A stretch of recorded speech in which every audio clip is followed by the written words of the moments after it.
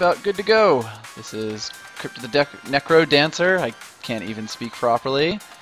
I'm Vicas, and I'm here today with Shift. Hey. So, a janitor. Yes. This is a new thing that was put into the game, and it's basically if you want to take items out of like the softcore mode, you can come here and purchase them, I guess. It's, right, to stack the odds, I guess. Yeah, stack the odds or remove things that you don't actually want after you tried them out. It's interesting. I don't know too much about it. So yeah, if you don't know too much about Necrodancer, it's basically a Steam Early Access game that's actually really good, and I love it. It's a rhythm-based roguelike game where you have to move to the beat, or your character basically fails to move and gets eaten by monsters. Oh, hey, this person's sprite has changed, and it's pretty great, actually. All of these characters actually sell items for the softcore mode, where you get, as you can see, a bunch of hearts. Any of these items can show up in your dungeons. It's kind of like a general sense of progress that makes things a bit easier. But oftentimes I will tend to just play hardcore mode, which starts you out with basically none of that stuff, so it's not hugely relevant. I can't remember the name of the undead parish blacksmith, and I'm kicking myself. Andre. Andre the blacksmith. He's like super Andre over here. Caveman Andre. I love it. Alright, I am going to jump into hardcore mode because I'm just going to die a ton, and it'll be fun. Yeah, let's not go into the trap room. Is the game coming in alright for you? Yeah, it's fine. Perfect. I've still not figured out why you would ever enter a trap room. I'm not entirely sure. There isn't a good reason to. Oh, we immediately run into the boss and immediately murder him. So, that's a good start. Minotaur's already joined the party. Yes. Oop. Let's see. Well, you've dealt with the easiest of the level bosses, I remember. Yes, that... Yeah, it's probably the easiest one, just because it's very easy to understand his pattern. He just runs at you. Bunch of monkeys. He's no red dragon. No, the red dragons are where it's fun. This is also a new tile. It is a shrine provider. So you can get these shrines if you have the money. I think I will take this one. And get me a pickaxe. I like pickaxes. Pickaxe can destroy any block, but it's got lower strength, right? It takes multiple hits to destroy things, and I don't think it's any block. It definitely can't destroy the golden blocks, for example. So there's like certain limits on it, but yeah, it's very useful to have. Apparently he's a Shriner. It's probably just an awful pun if I allowed myself to be subjected to. So, if you've seen the game before, there's a bunch of things that have been added to it. One of them is these items over here, or these, I guess, consumable crate type things. That one's a barrel.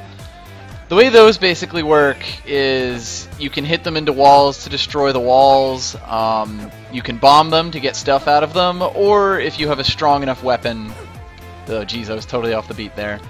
If you have a strong enough weapon, you can basically use that to break it. I think it's like at least 3 damage though, so we're not quite getting to that point. Can you use it to crush your enemies? Donkey Kong Going to Hell? Unfortunately, no, which is like the saddest thing. That's incredibly bad. Right? Barrels do not do damage to enemies. Also, I died to a red bat, but that's perfectly okay, because red bats are awful and evil. Hello, Skippy and Fragger. I have just jumped into hardcore mode and am getting wrecked. As it should be. It's an expensive floor 1 shop. Yeah. Like most things, shops are pretty random, but there's a kind of a general like sense of the items that you can get. Oh, get back here, skeleton. Are you gonna do the daily run, or have you already used it up for today? I will do the daily run at some point once I feel a little bit more confident.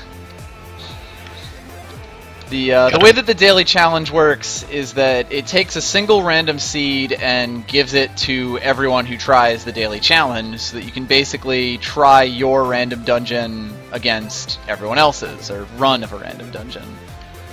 And since basically knowing the dungeon would give you a huge advantage, they only allow you to do it once, which is a really neat little mechanic. Skeleton, get away from my ring of gold. That will be useful. Where the skeletons are made of gold. Found the ring of gold with the most expensive floor on shelf. Figures. Alright, boxes are another one. They don't roll like Donkey Kong barrels, unfortunately, but you can break them if you can do at least 3 damage. Also, shrines do appear in the wild. I'm not going to touch that, because that's a Shrine of Rhythm, and it's evil. I have never met a shrine I liked.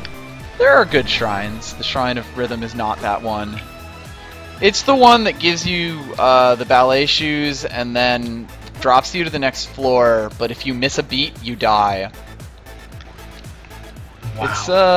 It's a little bit hardcore, let's say. This is also a new trap tile. It's a bomb tile. Pretty self-explanatory.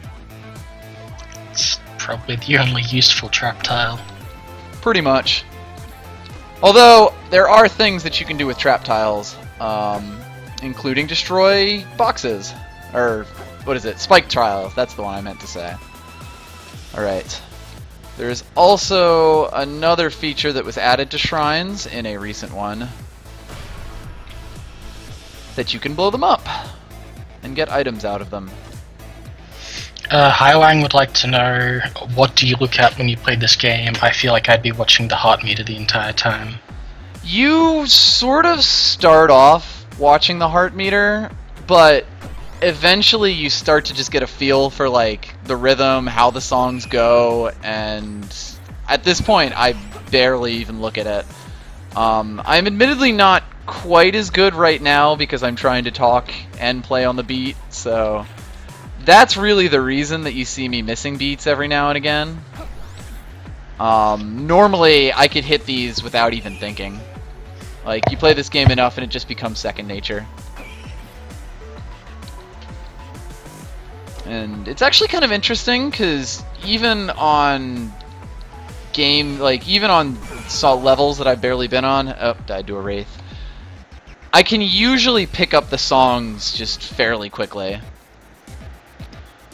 So it definitely is a skill that you pick up if you play the game enough.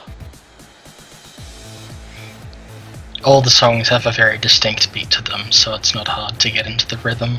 Yes, they did a lot to differentiate, like, songs. You know exactly what level you're on by the song that's playing, and you don't really mix them up or anything like that.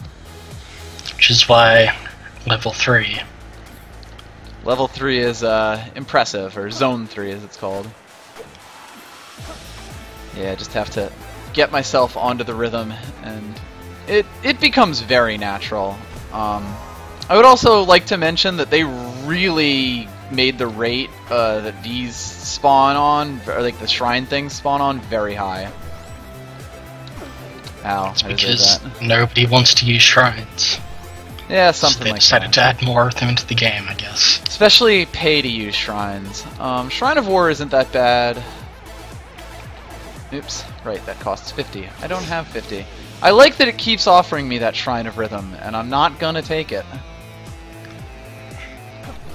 I think the first time I ever saw a shrine in game, it was a Shrine of Peace, but I didn't know that. And then a red dragon crashed through the wall. Lovely.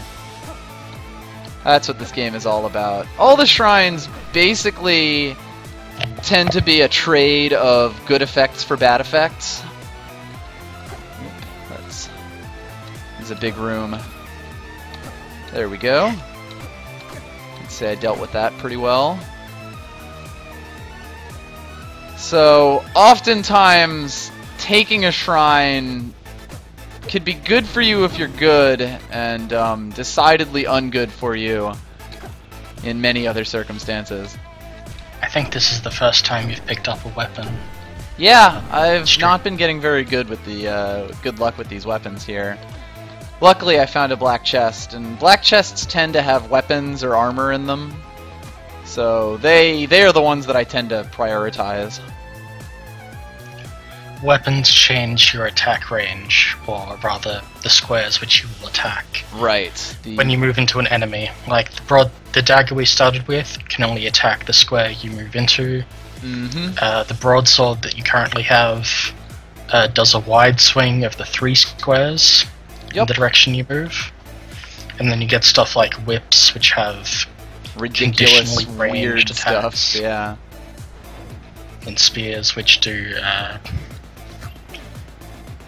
couple of squares in front of you. It's 2 squares in front of you, yeah. What's the deal with the rapier? It's So the rapier is actually a really fun one. Oh, it gives you the charge move, right? Yeah, so it acts like a lance in that it can attack 1 to 2 squares away, but specifically if you attack 2 squares away... Oh, I'm going to take that titanium shovel. Specifically, if you attack 2 squares away, it moves you forward that 1 square, and then also does double damage, so it is quite useful. Might come back to that. You found the shop of glass, I guess? I found, yes, the glass shop. Glass items are neat. If you take damage, they break, but they tend to be extremely strong, so get good scrub, and they're really useful. Oh, if you take damage, they break. Yes. I thought it was just a random chance of breaking. No, God, no one would ever use them. I tend to like to attack in front of me, so I'm actually going to take the spear over the broadsword here. I feel like in some sense, weapons that attack directly in front of you are easier to understand. Like, I sort of intuitively know where I'm going to be attacking and if it's safe for me to jump into a place. It's very difficult to use the more situational weapons while also keeping the beat in mind. Oh god, yes. And especially if you're not ready for it, they will just completely mess you up. This is something that's been in the game for a while. These large enemies, they basically have double health. They will do, I think, double damage, and they will drop a gigantism scroll. I have no idea. Don't even ask me to pronounce that. Gigantism. Sure. And you can use that to get huge. You will still take damage. But you can do things like dig through walls 3 at a time. Welcome to Murder Town. Assuming I'm not about to get murdered myself. Very possible. I have this new CrossFit routine that you'd really like to tell people about. Get fucking huge. Gigantism. Don't make fun of my inability to pronounce words or say things. Alright, we should make it back to the stairs. If the song ends and you don't make it through, you just fall down to the next level. If you've beaten the boss, this doesn't mean anything. If you haven't beaten the boss, you will fall into a boss room and probably die. Oh, so that's why that happened that one time. I guess I never put it together because I'd always defeated the boss by the time the song ran out. Yes. Oh god, that was awful right there. I should have jumped to the right. I guess left probably also would have done it. There are a lot of interesting movement rules in this game. The downward tiles will move you within the same beat that you jump, or like the arrow tiles will move you within the same beat you jump on, so things can end up resolving weirdly, and you can end up moving to things. It fucks up your sense of rhythm real bad. Oh, easily. You really have to be, like, expecting them to know what... Ooh, that's a interesting shop. Quite useful, though. I like having a torch.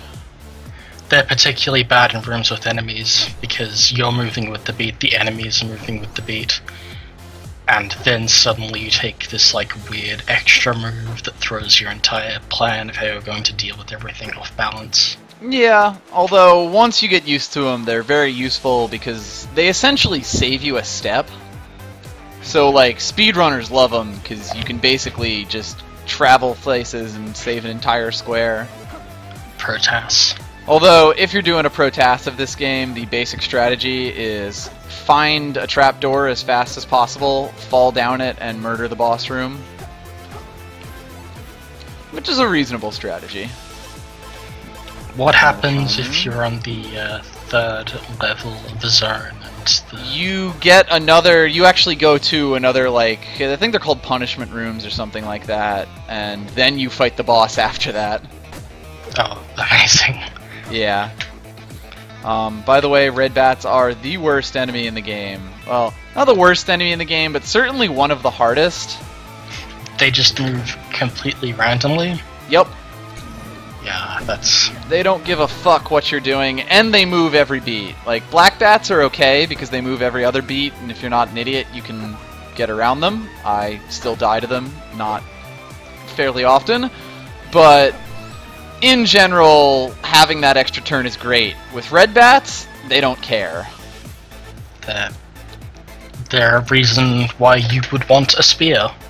Basically, yes. When you have a weapon, a lot of enemies become a lot easier because you can kind of attack them in non-trivial ways. With a dagger, this game becomes hugely about manipulating the patterns of enemies and understanding just how they move. Which really makes why... bats such fuckers, because they don't have a pattern. They don't have patterns, so there's not much you can do except hope they get to the right place. Alright, I am once again going to take the spear. That ring there, it doesn't tell us what it does, but it's the ring of phasing, and I don't like it. Pretty sure that's the ring of phasing. What does it do? I don't think I've ever picked that It makes you invisible, so you can go through walls. But I'm very much used to how the walls work in this game, and like how digging works in this game, so it really just fucks me up. If this game has a flaw, that's kind of it, is that your understanding of how things usually work is so important with the consistent beat. Yes. I'm not sure I'd call it a flaw so much as, like, kind of the basic conceit of the game. I mean, it's weird to put it that way, but... I was going to say, like, you get more used to certain items and you will discount a lot of items just out of hand. That's definitely true. Just because, like, they change things up in a way that you can't regularly get used to. Right. There is definitely that to be said for it, and I think that as the game has gone on being developed, wow, this is an interesting shrine, and I am going to take that titanium longsword. Longsword? That is a longsword, yes. Longswords are just like spears, except they attack both of the squares that you go out to at once. And you can't throw. And you can't throw them. So if there's two enemies on the square in front of you, you will hit both of them. The real key phrase here, though, is titanium. A friend has joined the party. Oh boy, he's also dead because we have a titanium longsword. Yeah, there we go. That thing that I just did there. I killed both enemies. The spear would only hit the one directly in front of you if you were using it. Nice. So we've mentioned that every boss, every level, essentially, has a boss you need to defeat. A room of bats. Thank God they were stopped by that item that I've never actually seen. So yes, the way that the floor system works is that every floor has what is essentially a mid-boss, and you have to beat it to open up the stairwell. They spawn at random, although there's kind of like easy versions of them and tougher versions of them. The red dragon that I just clowned is the tougher version, but we have quite a good sword here, so I wasn't too worried. I was going to explain why he's the worst. Feel free, because he is the worst.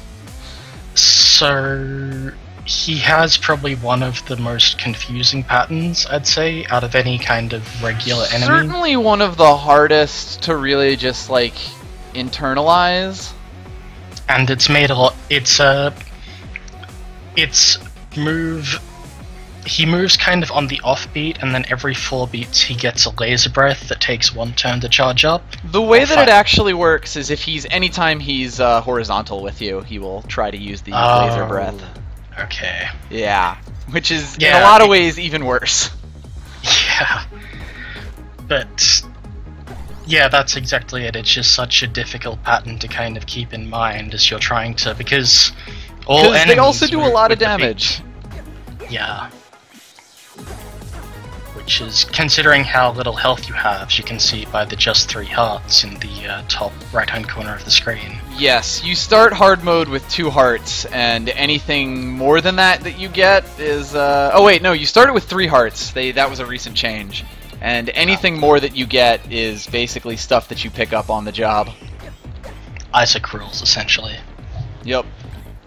For the record, yes, I have all of the characters that have been released in the game so far, and yes, I will be playing with some other than Cadence. Are we going to try out this seemingly holy water? We will, at some point. I will wander into a large room full of enemies and use it. Well, oh wait, I did not hit up and left. I also didn't hit up and left there, but I was being chased by a Minotaur. Alright, let's see what this does. Apparently I didn't use it near enough to enemies because nothing happened. Oh well. I just did a dumb thing and got myself trapped and killed. That's what happens when you don't think sometimes. That's an interesting pattern that I've never seen before. Wow, that really is just... Usually the game avoids things like that. Whoops.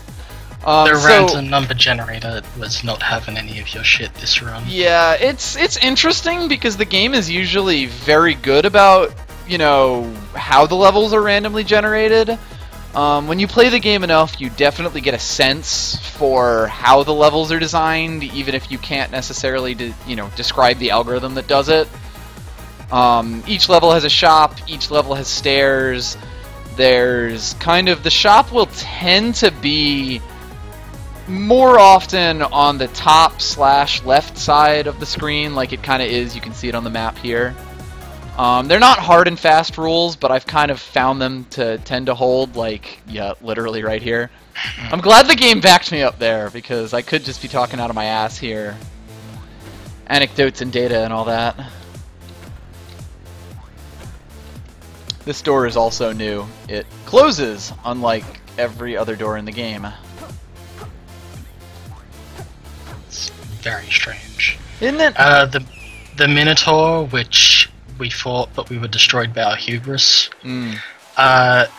they are the easiest mid-boss you will encounter. They just charge at you, and then they hit a wall and fall over for 1 beat, and that is your avenue to attack. I think it's actually 2 beats, because they have to stand back up, so you get even more time. Oh dear, another room. Full of bats. Full of bats. It is worth noting, though, something that I didn't really show off the last time we found a room full of bats. You'll notice they're kind of not moving. And if you look on the corner, on the map that's in the corner of our screen right now, you'll notice that there's an orange square. That's because there's a hidden chest there. And if I walk near... Oh my god, there's 6 bats. I'm gonna go back there when I find a better weapon. Or a skeleton. Wow, they are putting some hard enemies here. I don't even know what to say about all of these goddamn bats. Black skeletons are the hardest type of skeleton. At least the highest level for basic skeletons, because skeletons tend to reappear in this game as more powerful versions of themselves, let us say. We'll see if I ever get to make it to the second level of this. Oh, glad. That was bad. Destroyed by a large bat. Rip me, bat. You might have seen a fast forward looking trap block. Yes. That makes the song faster. Briefly. Generally, it's not difficult to compensate so long as you realize you're about to jump on one. Yeah, it's very much your brain compensates better than you would expect it to. We'll take the obsidian shovel here. Don't gamble on glass. You could get a glass one. Glass shovels are very good, actually. And you'd think that if you die, you lose the shovel, but actually it just turns into a glass shard, which is functionally identical to a regular shovel. They all change into... all glass things change into shards, just so you don't, like, lose your weapon. Yeah, lose your weapon and die, because the weapons are basically required in this game. Shovels, slightly less so, but odds are if you don't have one, you're going to die very soon, so it's a very good move on the developer's part to give you the ability to keep one, even if you try and bet on glass. Being able to dig around situations to deal with this is bad a situations. new thing. It's a mimic. Ah, it's a mimic. That is a mimic that can jump. Wait a minute. I'm not even sure what this pattern is. Is he moving diagonally? I think it's just trying to get away from me, and yes, it was definitely moving diagonally. That was just... I got completely off the beat there. One thing you should know, especially when fighting mid-bosses, is if you get off the beat, it's basically over. You were too freaked out at the thought of something that could move in 8 directions. They start to appear as the game goes on. I haven't actually seen a white mimic before. It's not fucking right, man.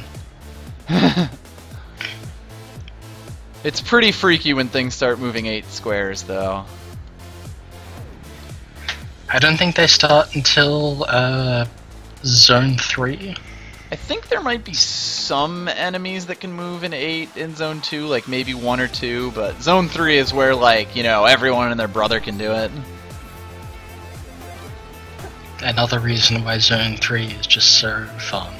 Zone 3 is honestly the most fun part of the game, because they kind of take the... Zone 1 is very much kind of teach you the core concepts. All the enemies are very simple because you really have to kind of understand how the game works at all to beat it. Zone 2 kind of starts throwing in more foils. Zone 3 is where they go fucking crazy. I don't know if we'll get to it, but the gimmick of Zone 3, in my opinion, is that, like, there's hot and cold versions of levels, and that'll give you, like, ice or fire themed enemies. But they don't have the same song. It's a very slightly different version. But it is a different song for the different zones. It may be the same beats, but it's the fact that it's just, like, so slightly different in some key parts that can really mess with your sense of rhythm.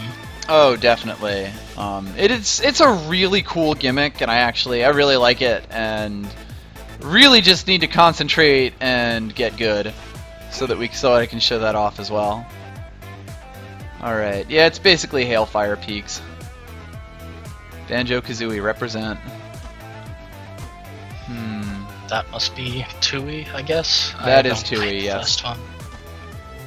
It's a Fire and Ice Mountain level with 2 Fire and Ice Dragon bosses. Alright, I am going to get disrespectful and grab the titanium shovel instead of the spear. We'll see if that bites me in the ass.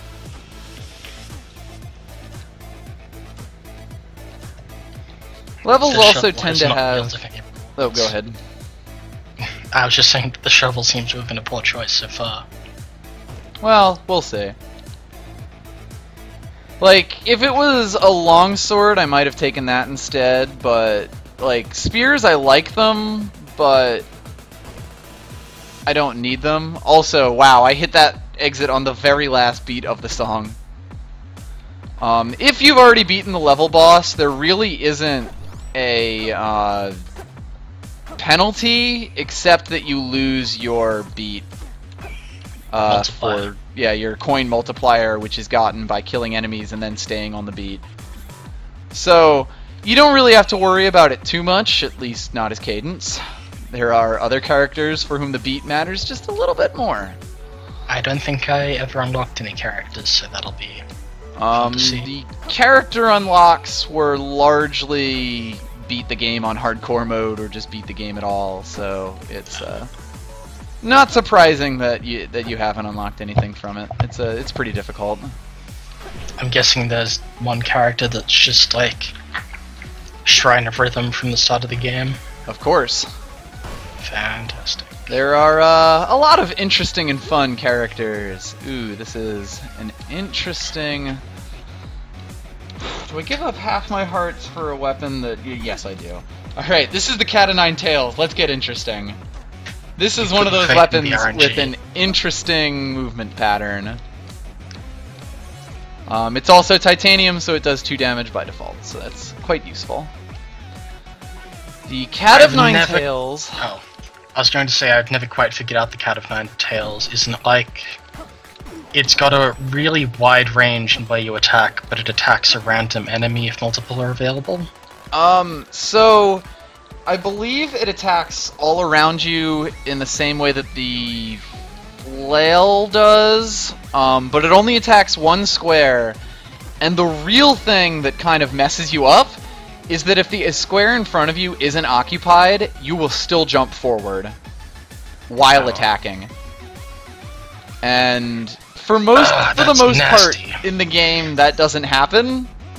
So when you first see that, it's like, how does this even work? Alright, I'm gonna eat this cheese. Quite tasty. I like it. It's a bit of a ridiculous weapon. It will get you killed the first few times that you use it. I can basically guarantee it. Yeah, so you'll see the way that I was jumping around there. I still jumped forward even though I attacked, like, next to me. Oh, this is a interesting mechanic that sometimes you get secret shops that have better... Damn it! So close! That have better stuff in them. You need to bomb them out, though. Oh, and it was the holster too, wasn't it? Yes, that was the golden holster, which would have allowed me to carry 3 weapons. Oh, that's nuts. Yeah. Holster allows you to carry 2 weapons and switch between them. I didn't even know the golden holster was a thing. That's amazing. And even more so that you died right in front of it. I know. Well, didn't die, but... didn't die, but... At least we didn't die. Your own personal hell, knowing that you just missed out on it. Pretty much. So, yeah, the big thing with the Cat of Nine Tails is just realizing that you're still going to jump forward. Because I assure you, it will get you killed in more than one instance if you're not ready for it. I'd also say that I handled that dragon surprisingly well. A big thing about mid-bosses is that they can destroy walls. Yes. And that they will generally be trying to move towards you once you get within a certain range of them. Yeah, people who are really good at this game can actually use them in lieu of, like... bombs and stuff. Bombs and things. It's pretty cool, actually. You can basically bait them to blow things up. This is a blood if you're bad at this game, they crash through a wall and take you by surprise. Of course. You die. That will often happen. I'm gonna stick with the Cat of Nine Tails because I like the damage. Blood weapons are incredibly good, though, and in general, I would recommend you get them. You regenerate health on kills. Once you kill 9 enemies, you will regenerate half a heart. More useful than it sounds, and I believe they have also added in functionality that this is... If you get to like a certain threshold of health, it will actually get like double damage, or possibly just an extra heart of damage. I can't quite recall. They do 999 damage if you're at half a heart, says Willow Wisp in the chat. Oh, damn! I didn't realize it was like super critical damage. You enter danger mode. Yes. So you can do a Danger Mario run if you're so inclined. Alright, I think we have cleared this place out. I have a chicken wing, so I'm feeling pretty good about this. Who do we got? From the song, it is Death Metal. Oh, this is my favorite fucking boss. A lot of it because of the song, because it is the best boss song. Oh god, so it's also the fastest boss song, and The way that this boss works is he has a shield, and if you hit him on the shield, he will spawn enemies, and it will go very poorly if you're not careful. I got super wrecked there because of all the bats. Cat of Nine Tails is also... I was going to say, if you miss the animation, he puts up the horns as well. Yes, he also puts up the horns. You can see that at the end of my thing. That usually means he's about to attack you with a fire attack or summon even more enemies and murder you. The Cat of Nine Tails is really bad for this fight because you will often end up attacking him when you don't want to, and that was what happened to spawn all of the bats. Oops.